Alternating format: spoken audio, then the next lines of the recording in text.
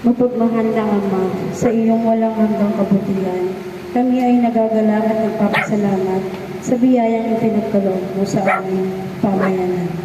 Sa pagdating ng mahal na Birhen ng Fatima, aming ina at gabay sa pananampalataya, buong kababaang loob namin siyang tinatanggap sa aming munting tahanan.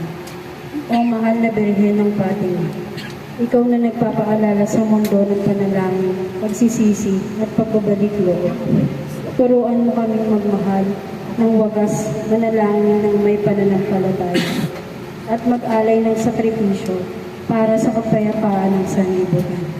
Yakapin mo ang aming mga pamilya, mga kabataan at matatanda, at ang buong pamayanan. Ilapit mo kami sa iyong anak na si Jesus. Sa iyong pagdalaw, naway maramdaman namin ang iyong presensya. Isang presensyang nagbibigay aliw, pag-asa at lakas.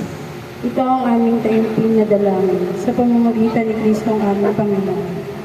Amen. Sumasalamat Sabay ng ngalan mo. mapasa amin ang kaharian mo. Sundin ang loob mo dito sa lupa para nan sa langit. Bigyan mo kami ng aming kakanin sa araw-araw at patawarin mo kami sa aming mga sala para ng pagpapatawad namin sa nagkakasala sa amin. At huwag mo kami paintulot sa tukso at iadya mo kami sa lahat ng masama. Amen. Panginoong Maria, napupuno ka ng grasya. Ang Panginoong Diyos ay sumasa iyo.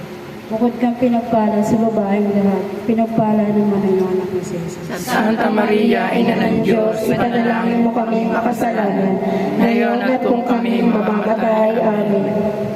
Luwal natin sana sa Diyos Espiritu Santo. para ng sa unang-una, ngayon, magpakailanman, magpasawalang hanggan. Shalom. Sa pangalan ng Ama, ng Anak, ng Espiritu Santo. Amen. Gandang